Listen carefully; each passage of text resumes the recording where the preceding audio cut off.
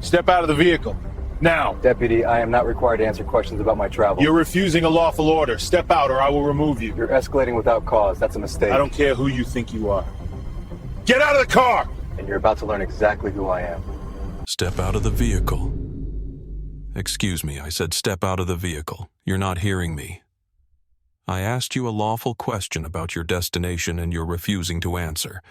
I am not refusing to answer, Deputy. I am exercising my right to remain silent regarding my personal travels. Step out or I will remove you. You are making a mistake, son. I don't care who you think you are. Get out of the car.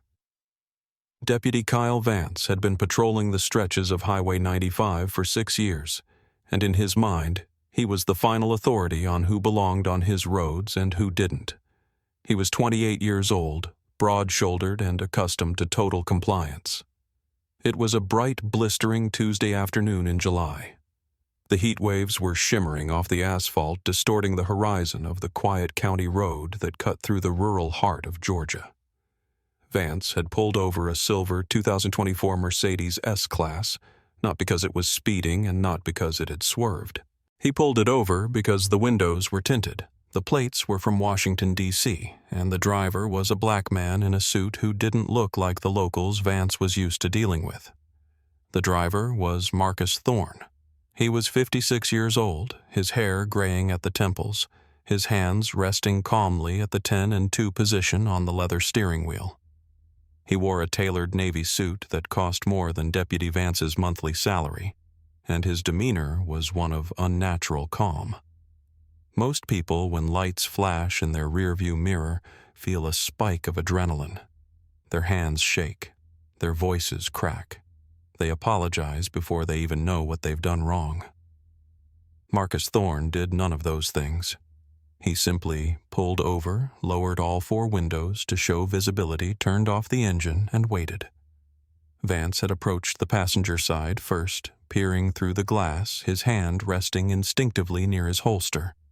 He saw a clean interior. No trash, no travel bags visible, just a locked heavy-duty Pelican case on the back seat. He walked around to the driver's side, the gravel crunching loudly under his boots in the heavy silence of the afternoon. "License and registration," Vance had demanded, foregoing the usual greeting. Thorne had handed them over instantly. The license identified him as a resident of the District of Columbia. The registration showed the vehicle belonged to the U.S. General Services Administration, though it was leased through a private luxury fleet for executive cover. Vance missed that detail. He was too focused on the man. "What are you doing out here in Liberty County?" Vance asked, leaning down his sunglasses, reflecting Thorne's impassive face. "I am traveling through," Thorne said. His voice was deep, resonant, and clipped. "Traveling through from where? From a location north of here." Vance's jaw tightened. "And where are you headed?" "To a location south of here." "Don't get cute with me," Vance snapped. "I'm asking you simple questions. If you've got nothing to hide, you've got no reason not to answer. Is this your car?" "The registration is in your hand, Deputy." "It says GSA Fleet. You a government employee?" "I am." "What department?" "That is not relevant to this traffic stop. You pulled me over. I have provided my license and registration. Unless you can articulate a crime or a traffic infraction, I'd like to be on my way." That was the moment the dynamic shifted. To Deputy Vance, this wasn't a citizen asserting his rights. It was a challenge to his dominance. He saw a man who needed to be humbled. He didn't know he was talking to a man whose job was literally to hunt down bad cops, corrupt departments, and misuse of federal power. He didn't know that Marcus Thorne wasn't just a government employee. He was a senior field auditor for the Office of the Inspector General, specializing in civil rights compliance and DOJ funding oversight. And Deputy Vance was about to walk right into a trap of his own making. Marcus Thorne was not a man who panicked. Panic was a luxury for people who didn't know the rules, and Thorne had spent the last 25 years writing the rules. Before joining the Inspector General's office, he had served 12 years as a federal prosecutor in Chicago, dismantling racketeering rings and sending corrupt aldermen to prison. He had a law degree from Yale and a master's in forensic accounting. He had spent the last decade leading quiet, devastating audits of police departments that accepted federal grants but failed to uphold constitutional policing standards. His supervisors in D.C. called him the Scalpel. He didn't make noise. He didn't hold press conferences. He simply arrived in a town, reviewed the books, analyzed the body cam footage, interviewed the victims, and then dropped a report that could freeze millions of dollars in funding and trigger grand jury indictments. He was meticulous. He was patient, and he was currently on assignment. Thorne was in Liberty County because the Department of Justice had received a statistical anomaly report.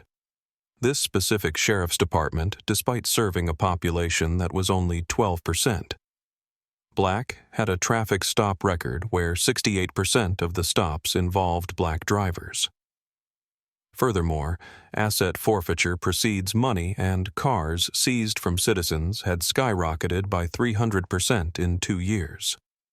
Someone was running a highway interdiction scheme, stopping out-of-state drivers, seizing their cash under suspicion of drug trafficking, and never filing charges. It was highway robbery with a badge. Thorne wasn't just passing through, he was the bait.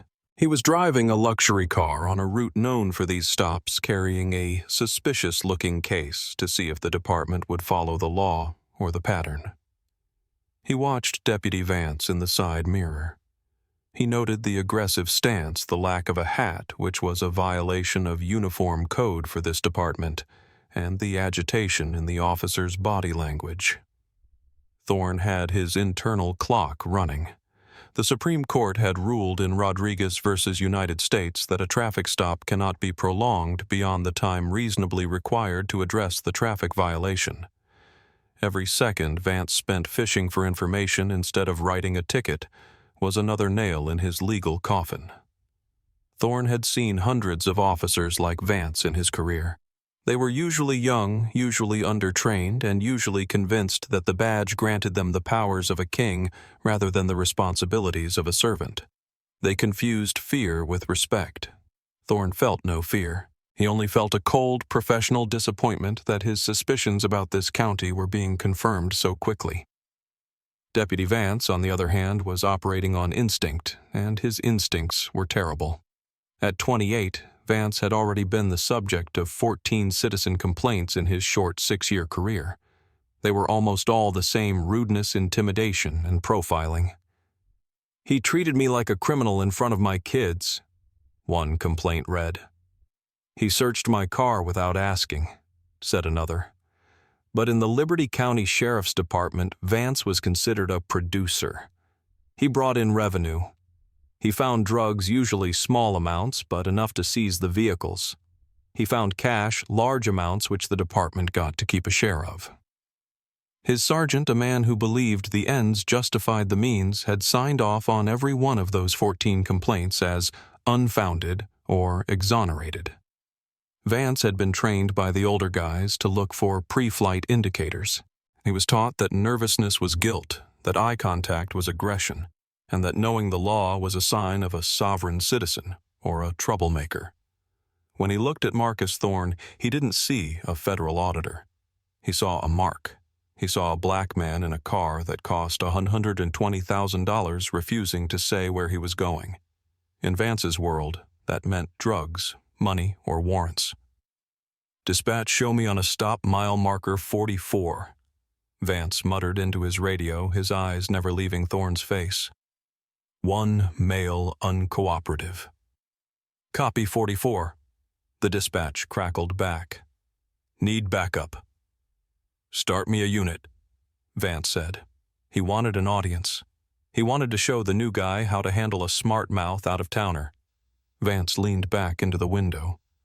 "Sir, I'm going to ask you one more time. Step out of the vehicle." "For what purpose?" Thorne asked. He kept his hands visible. He didn't raise his voice. He spoke to Vance like a disappointed teacher speaking to a slow student.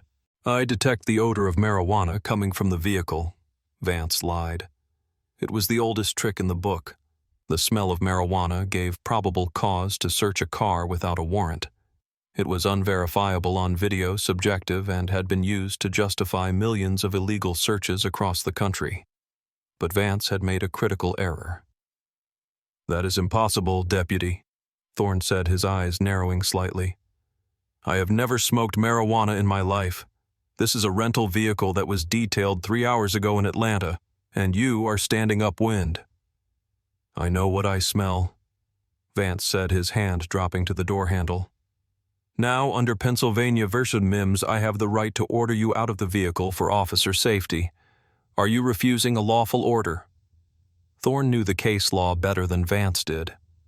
Pennsylvania v. Mims did allow officers to order drivers out for safety, but it didn't grant them the right to search the vehicle without cause.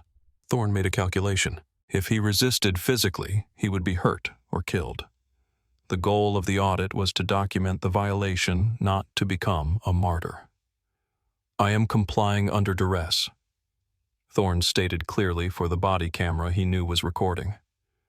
"I do not consent to any searches. I am invoking my Fourth Amendment rights. I am stepping out only because you are threatening me with force."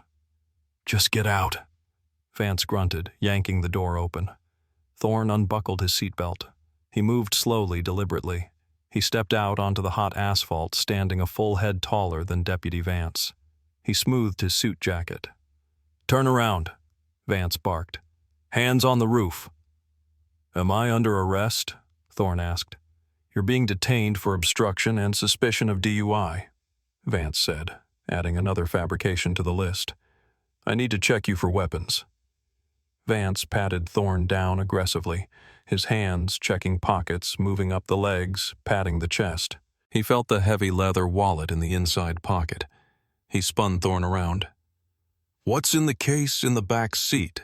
Vance asked, nodding toward the Pelican case. "That case contains sensitive federal government property," Thorne said. "You do not have the clearance to open it, and you do not have a warrant to seize it." Vance laughed. It was a dry, humorless sound. "Buddy, on this highway, I am the clearance. If you've got nothing to hide, open the case." "I am telling you, Deputy." Thorne's voice dropped an octave, becoming steel hard. "Do not touch that case. Do not enter my vehicle. You are currently violating Title 18, Section 242 of the United States Code Deprivation of Rights under color of law. If you proceed, you will be held personally liable." Vance stopped. For a split second, the specificity of the statute number made him hesitate. Most people just yelled, "I know my rights." This man was citing federal code, but Vance's ego was too far engaged to retreat now. The backup cruiser was pulling up gravel spraying. He had to look in control. "Turn around," Vance said, grabbing Thorne's wrist. "You're under arrest." "For what crime?" "Obstruction of justice, resisting an officer, and we'll see what else when I open that trunk."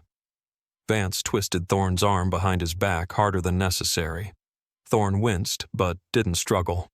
He allowed Vance to snap the handcuffs on his wrists. The metal bit into his skin. The heat of the sun was intense, but the cold realization of what was happening was colder. "You are making a career-ending mistake," Thorne said quietly. "My credentials are in my wallet. I suggest you look at them before you put me in that car." "I'll look at them at the station," Vance said, shoving Thorne toward the patrol car. "Right now, you're going for a ride." Vance pushed Thorne into the back of the cruiser. The plastic seat was hard and smelled of stale sweat and disinfectant. Thorne sat awkwardly, his hands cuffed behind him, watching through the plexiglass divider. He watched Deputy Vance walk back to the Mercedes. He watched him pull on a pair of blue latex gloves. He watched the backup officer, a rookie named Higgins, walk up to the passenger side. They were laughing. Vance was pointing at the car, probably bragging about the bust. Vance opened the back door of the Mercedes. He reached in and grabbed the Pelican case. It was locked with a heavy-duty padlock. Vance disappeared into his own trunk and came back with a pair of bolt cutters. "Don't do it," Thorne whispered to the empty air of the patrol car. "Don't be that stupid." Vance snapped the lock. He threw the latch open and lifted the lid. Inside, there were no drugs. There was no cash. There were stacks of files marked top secret, law enforcement sensitive. There was a laptop with a government asset tag, and sitting right on top was a large laminated placard that read, Office of the Inspector General, Field Audit Unit. Vance stared at it. He picked up a file. The header read Liberty County Sheriff's Department, Civil Rights Pattern and Practice Investigation, Target Subject Patrol Division. Vance froze. He looked at the file, then back at the car where Thorne was sitting. He looked at Higgins, who was holding a stack of papers he'd found in the glove box. Kyle. Higgins said, his voice trembling slightly. This registration, it's not just GSA. It's registered to the Department of Justice. And this ID card, it says Federal Agent. Vance felt a cold drop of sweat slide down his spine, unrelated to the July heat. He looked at the badge in the wallet he had confiscated. It was a heavy gold shield. United States Department of Justice, Office of the Inspector General. He's a Fed, Higgins whispered. He's a high-level Fed. Vance stood there on the side of the road, the bolt cutters hanging from his hand like a dead weight. The trucks thundered past on the highway, shaking the ground, but Vance felt like the world had gone silent. He looked at the man in the back of his car. Thorne was looking right back at him. He wasn't angry. He was waiting. Vance slammed the Pelican case shut, but the damage was done. The seal was broken. The chain of custody was violated. He walked slowly back to his cruiser, his heart hammering against his ribs like a trapped bird. He opened the driver's door and sat in the front seat. He didn't turn around. He adjusted his rear-view mirror so he could see Thorne's eyes. You're a Fed, Vance said. It wasn't a question. I am a senior field auditor, Thorne replied calmly. And you have just illegally arrested me, illegally searched a federal vehicle and destroyed government property. I want your supervisor. Now. I can unarrest you, Vance said, his voice sounding desperate even to his own ears. We can say this was a misunderstanding. You refused to identify yourself properly. I gave you my license. You didn't ask for my occupation until you had already decided to harass me, Thorne said. This is not a misunderstanding, deputy. This is a crime scene, and you are the suspect. Drive me to the station. Look, man, I have a family, Vance said, the tough guy facade crumbling instantly. If I bring you in, if you let me go here, I will add kidnapping to the list of charges, Thorne said. Drive the car. The drive to the Liberty County precinct took 20 minutes. It was the longest 20 minutes of Kyle Vance's life. He tried to think of a narrative. He was erratic. He reached for something. I thought the case was a weapon, but he knew the body camera was running. He knew he hadn't muted the audio. He knew he had lied about the marijuana smell. When they pulled into the sally port of the jail, the heavy metal doors clanged shut behind them, sealing Vance's fate. He walked Thorne into the processing area, still in handcuffs. The watch commander was Sergeant Miller, a man in his late 50s with a thick mustache and tired eyes. He looked up from his desk as Vance marched Thorne in. Miller had been a cop for 30 years. He knew the look of a drunk, he knew the look of a thief, and he knew the look of trouble. Thorne looked like trouble. What do we have? Miller asked, standing up. Traffic stop, Vance mumbled. Obstruction. Resisting. Miller looked at Thorne. He saw the suit. He saw the expensive shoes. He saw the way Thorne stood erect, chin up, analyzing the room. Sir Miller said to Thorne, Name ye Marcus Thorne, United States Department of Justice, Office of the Inspector General. The room went dead silent. The booking officer stopped typing. A deputy in the corner lowered his coffee cup. Miller looked at Vance. What did he say? He's claiming he's a Fed, Vance said, trying to sound dismissive but failing. I am not claiming, Thorne said.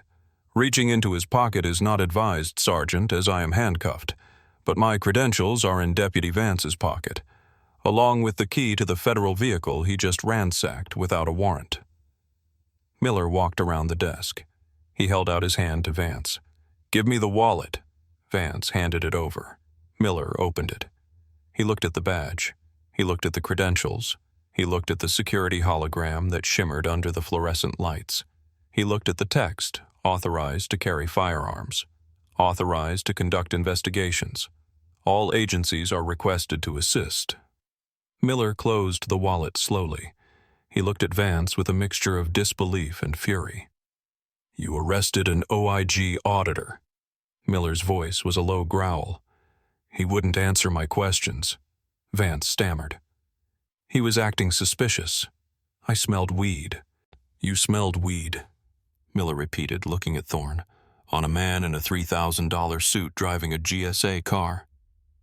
"It was a mistake," Vance said. "Remove the cuffs," Miller ordered. "Sergeant," Thorne interrupted. "Do not remove these cuffs yet." Miller paused.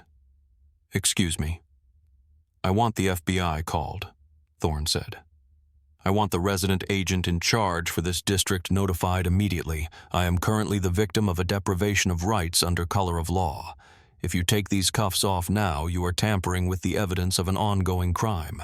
You will leave them on until a federal agent arrives to document the scene." Miller stared at Thorne. He realized then that this wasn't just an arrest. This was a demolition. Thorne wasn't trying to get out of jail. He was trying to burn the jail down, legally speaking. "Sir Pye," Miller said, his tone shifting to one of pleading deference. "We can sort this out right here. Deputy Vance made a judgment error. We can release you, drop all charges, and I'll handle the discipline internally." "That is not how this works," Thorne said. "I am here conducting an audit on this specific type of misconduct, and your deputy just provided the perfect case study. Make the call, Sergeant, or I will ensure that you are named in the lawsuit for conspiracy to cover up a civil rights violation." Miller swallowed hard. He went to the phone. His hand shook as he dialed the number for the FBI field office in Atlanta. Vance stood in the corner, his face pale. He watched Thorne. Thorne didn't look back. He was staring at the wall, composing his report in his head. 2 hours later, the precinct was swarming. 3 FBI agents in suits were interviewing Vance in an interrogation room. The sheriff himself had arrived red-faced and sweating, trying to apologize to Thorne, who was now sitting in the sergeant's office sipping water finally out of handcuffs. The dash cam footage was pulled. The body cam footage was downloaded. It was played on the big screen in the conference room. The room watched in silence as Vance demanded the ID, as he lied about the smell of marijuana, as he twisted the arm of a compliant 56-year-old man, as he cut the lock on a federal case. "Jesus," the sheriff whispered. "He cited Mims and Rodriguez to you, and you still arrested him." Vance, sitting at the table, looked small. "I thought he was a lawyer. I didn't know he was... that?" "It shouldn't matter who he was," the lead FBI agent said. "That's the point, Vance. You treated a citizen like this. The fact that he turned out to be the one man who could end you is just karma. But what you did, that's criminal." The fallout was swift and absolute. Marcus Thorne filed his report the next morning. It was 40 pages long, detailed and blistering. It didn't just name Vance. It named the sergeant who signed off on the prior complaints, the sheriff who encouraged the revenue-generating stops, and the training officer who taught the pre-flight indicators. The Department of Justice descended on Liberty County. They didn't just audit the books. They turned the department inside out. They found the pattern of racial profiling. They found the missing asset forfeiture money. They found the culture of silence. Deputy Kyle Vance was fired 4 days later. But it didn't end there. Because Thorne pressed charges, the local district attorney, fearing federal intervention, charged Vance with official oppression and false imprisonment. He pleaded guilty to avoid jail time, accepting a sentence of 3 years probation and the permanent surrender of his law enforcement certification. He would never hold a badge again. He was 28, and his career was dust. The county settled Marcus Thorne's civil rights lawsuit for $3.4 million. Thorne donated the entire amount to a legal defense fund for indigent drivers in Georgia. 6 months later, Marcus Thorne sat in a coffee shop in D.C., reading the final news clipping about the case. The Liberty County Sheriff's Department had been placed under a federal consent decree. Every stop was now monitored. Every search required written consent or a warrant. The highway interdiction team had been disbanded. He took a sip of his coffee. He didn't feel joy. He didn't feel triumph. He felt tired. He thought about the look on Vance's face, not the fear of getting caught, but the genuine confusion that his authority could be questioned. Vance had truly believed that because he wore the badge, he was the law. He had forgotten that the law exists to protect the people from the badge, not the other way around. Thorne closed the newspaper. He checked his watch. He had another audit in Alabama starting on Monday. Another town, another highway, another department that had forgotten who they worked for.